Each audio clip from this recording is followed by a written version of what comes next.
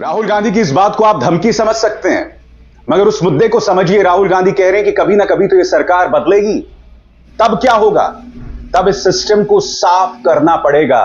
गोदी मीडिया राहुल गांधी के इस बयान को धमकी बता रहा है, मगर मैं चाहूंगा आप सुने राहुल कह क्या रहे हैं। चाहे वो इलेक्शन कमीशन हो, चाहे वो सीबीआई हो, ईडी हो, ये सब हो, ये अब बीजेपी और आरएसएस के हथियार हैं। ये हिंदुस्तान के इंस्टीट्यूशंस नहीं रहे, इसीलिए ये जो हो रहा है ये हो पा रहा है।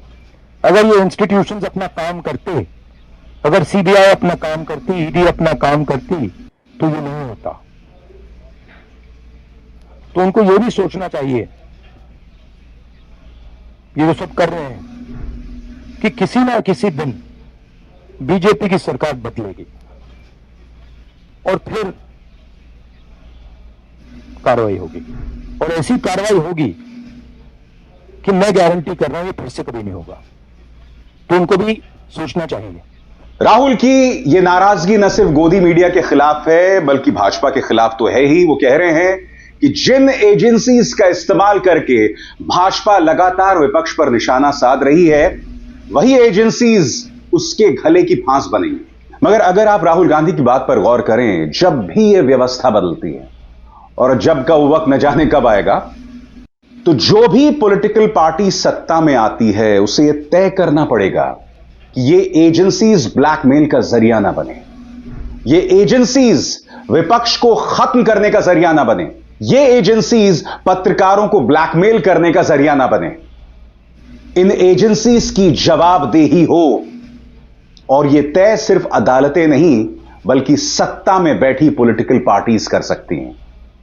राहुल गांधी यहां पर साफ तौर पर कह रहे हैं कि प्रधानमंत्री नरेंद्र मोदी ने दुनिया का सबसे बड़ा एक्सटॉर्शन रैकेट, वसूली का रैकेट खोल दिया है सीक्रेट इलेक्टोरल बॉन्ड्स के नाम पर। राहुल गोदी मीडिया से भी नाराज है। वो गोदी मीडिया के बारे में क्या कह रहे हैं कुछ देर बाद, क्योंकि गोदी मीडिया इलेक्टोरल बॉन्ड्स पर सार्थक चर्चा करने के बजाय भाजपा के एजेंडे को आगे कर रहा था। राहुल गांधी ने अपने प्रेस कॉन्फ्रेंस में कुछ सवाल पूछे हैं। राहुल कहते हैं कि इलेक्टोरल बॉन्ड से बड़ा भ्रष्टाचार कोई नहीं हो सकता, और सबसे शॉकिंग बात, मोदी सरकार ने अपनी एजेंसीज को यह भ्रष्टाचार कराने में लगा दिया। सुनिए वो क्या कह रहे हैं। इस स्केल का भ्रष्टाचार, इस लेवल का भ्रष्टाचार कि आप देश की पूरे के पूरे इंफ्रास्ट्रक्चर को करप्शन करने में लगा दो, सीबीआई को, ईडी को, इनकम टैक्स डिपार्टमेंट को, इन्वेस्टिगेटिव सारी के सारी का रोल आप करप्शन बना दो। और आइडिया किसका है? आइडिया प्रधानमंत्री का है। प्रधानमंत्री ने स्वयं कहा कि इलेक्टोरल बॉन्ड्स से पॉलिटिकल फाइनेंस साफ होगा। तो मतलब ये इससे बड़ा भ्रष्टाचार तो हो ही नहीं सकता। राहुल जब न्याय यात्रा कर रहे हैं तो अपने रोड शो के दौरान भी कुछ इस अंदाज में उन्होंने अपनी बात रखी। वो कहते हैं कि सुप्रीम कोर्ट ने कहा था कि नरेंद्र मोदी ने जो इलेक्टोरल बॉन्ड शुरू किया है उसका डेटा सार्वजनिक करना चाहिए, जिसके बाद आंकड़ा सामने आया कि देश की बड़ी बड़ी कॉर्पोरेट कंपनीज ने भाजपा को हजारों करोड़ रुपए दिए हैं। भाजपा सरकार कंपनियों पर ईडी, सीबीआई, आईटी का दबाव बनाकर उनसे पैसे वसूल रही थी। राहुल गांधी कुछ दिन पहले सुप्रीम कोर्ट कहती है कि ये जो नरेंद्र मोदी ने इलेक्टोरल बॉन्ड शुरू किए, इसके आंकड़े स्टेट बैंक ऑफ इंडिया को पब्लिक कर देने चाहिए। सुना इसके बारे में? अब बात निकलती है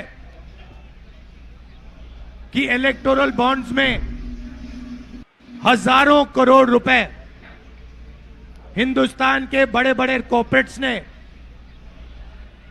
बीजेपी को, नरेंद्र मोदी जी को दिए। हजारों करोड़ रुपए। जो भी कॉन्ट्रैक्ट हिंदुस्तान की सरकार देती है, जिस भी कंपनी को देती है,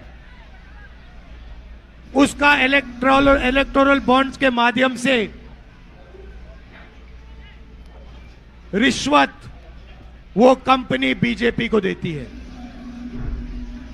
हजारों करोड़ रुपए कंपनियों पर दबाव डालकर सीबीआई इंक्वायरी कराकर, ईडी की इंक्वायरी कराकर, इनकम टैक्स का दबाव डालकर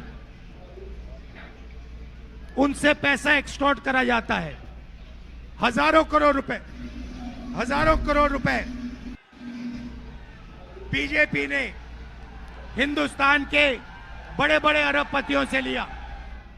राहुल ये भी कहते हैं कि जब आप तमाम एजेंसीज पर कब्जा कर लेते हैं तो जाहिर सी बात है उनकी जवाबदेही खत्म हो जाती है, और यह सही मायने में देश विरोधी काम है। बड़ा सवाल यह कि राहुल ये जो बात कर रहे हैं, क्या इसका असर जनता पर पड़ेगा? सुनिए वो क्या कहते हैं। सुप्रीम कोर्ट का रोल है, आपका रोल है, ये पूरा का पूरा जो हिंदुस्तान का इंस्टीट्यूशनल फ्रेमवर्क है इसको बीजेपी ने कैप्चर कर रखा है, और पूरे सारे के सारे इंस्टीट्यूशंस इसी काम में लगे हुए हैं। ये एंटी नेशनल एक्टिविटी हो रही है, इससे बड़ी एंटी नेशनल एक्टिविटी हो ही नहीं सकती, और दुनिया में सबसे बड़े लेवल पे हो रही है, सबसे मतलब मैक्सिमम जैसे किया जा सकता है वैसे किया जा रहा है हिंदुस्तान में।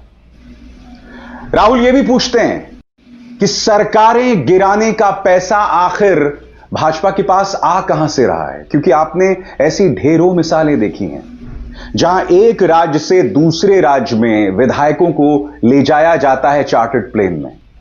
एक राज्य में बाकायदा मुख्यमंत्री उसे रुकवाते हैं। महाराष्ट्र प्रकरण में हमने देखा हेमंत बिस्व शर्मा का जो किरदार था निहायत ही शर्मनाक। सुनिए राहुल क्या कह रहे हैं। जो ये हिंदुस्तान में state government after state government गिरा रहे हैं, पैसा कहां से आ रहा है? इधर से तो आ रहा है, और ये अभी तो छोटा सा भाग दिखा है। तो इन्होंने पूरे के पूरे सिस्टम को एक्सटॉर्शन का सिस्टम बना दिया है। पॉलिटिकल पूरे स्ट्रक्चर को इन्होंने कैप्चर कर दिया है। सीबीआई इन्वेस्टिगेशन नहीं करती है, ईडी इन्वेस्टिगेशन नहीं करती है, एक्सटॉर्शन करती है। किसके लिए? बीजेपी के लिए। इसको जो तोड़ा गया उसको बीजेपी ने सेंट्रल लीडरशिप ने तोड़वाया। तो ऑब्वियस है, वो तो मतलब अमित शाह वही काम करते रहते हैं। उन्होंने उनको पैसा दिया, ये भी सब जानते हैं, पूरा महाराष्ट्र जानता है पैसा कहां से आया। मैं आपको बता रहा हूं पैसा कहां से आया, क्योंकि सबसे बड़े कॉन्ट्रैक्ट्स हैं उसका हिस्सा लेकर बीजेपी ने सरकार को गिराया। तो नीति यही है। राहुल गांधी ये भी कहते हैं कि भ्रष्टाचार इस लेवल पर था, इस स्केल पर था कि इन्होंने ईडी सीबीआई सबको इसमें लगा दिया। राहुल ये भी कहते हैं कि आइडिया सिर्फ प्रधानमंत्री का है और बलि का बकरा नितिन गडकरी को ना बनाया जाए, क्योंकि यह आइडिया सिर्फ और सिर्फ मोदी जी का है। पत्रकार उनसे लगातार सवाल पूछ रहे थे कि आपको भी तो पैसे मिले, मगर राहुल ने पलटकर कहा कि कांग्रेस सरकार नहीं चला रही, एजेंसीज कांग्रेस के हाथ में नहीं है। जाहिर सी बात है, जिस तरह का ब्लैकमेल का खेल चल रहा है, कांग्रेस चाहकर भी वो कुछ नहीं कर सकती। Rahul Gandhi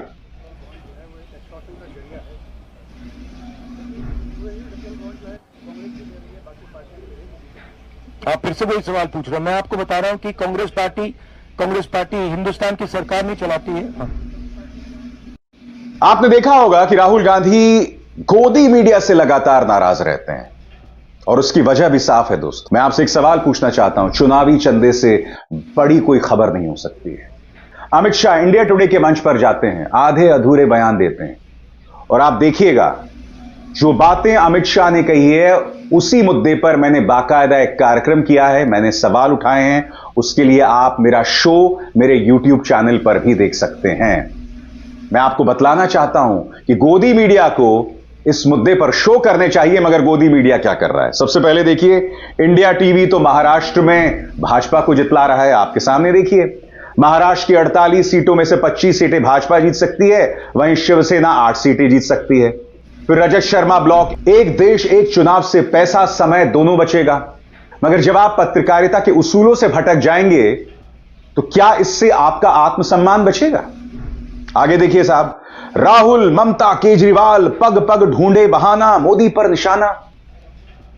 in news channels ने हमारे मोदी जी को ऐसा दबा कुचला पीड़ित बता दिया है, बेचारे मोदी, उन पर निशाना होता है। अरे भाई, वो राजनीतिक व्यक्ति हैं, उन पर निशाना होगा। मगर सबसे बड़ी बात जिस पर आपको गौर करने की जरूरत है, प्रधानमंत्री नरेंद्र मोदी पलटकर जवाब भी देते हैं। लोग जेल में डाले जाते हैं। आम आदमी पार्टी से पूछिए, कांग्रेस से पूछिए, राहुल गांधी की सांसद ही चली गई थी। तो ये न्यूज चैनल्स क्यों प्रधानमंत्री को इतना दबा कुचला पीड़ित बताते हैं? आगे देखिए साहब, मोदी का परिवार कितना बड़ा हथियार, खुलेआम चुनावी कैंपेनिंग चल रही है। फिर देखिए, पापा की एक और परी, बज गया चुनावी शंखनाद, प्रधानमंत्री मोदी की तस्वीर के साथ। एनडीए के मिशन 400 पार में कितनी धार, आए दिन रोज मुकेश अंबानी का न्यूज चैनल 400 पार, कितनी धार, 400 पार। लोगों के जहन में, लोगों के दिमाग में लगातार इस बात को भरा जा रहा है, 400 पार, 400 पार। यह किस्म की ब्रेन वॉशिंग नहीं है। आगे देखिए साहब, इन पाकिस्तानियों की इतनी हिम्मत, हिंदू शरणार्थियों पर क्या बोल गए केजरीवाल। हिंदू विस्थापितों का दर्द जानिए। पापा की एक और परी, क्या इस बार भी लगेगी जीत की हैट्रिक? रोज पापा की परी बैठ जाती है कि पापा को मैं हैट्रिक दिलवाकर ही रहूंगी। फिर देखिए साहब, रोहिंग्याओं से प्यार, हिंदुओं पर वार, रोहिंग्या शरणार्थी, हिंदू घुसपैठिया। खबर कौन सी है? गुप्त चुनावी चंदा। मीडिया उसे उठाता भी है तो आधा अधूरा। अमित शाह से सवाल करने की हिम्मत भी नहीं करता है। इसीलिए राहुल गांधी नाराज हैं गोदी मीडिया से। इसीलिए गोदी मीडिया आपके सवाल नहीं उठाता है, आपके मुद्दे नहीं उठाता है। क्या मुद्दे उठा रहा है? समाज को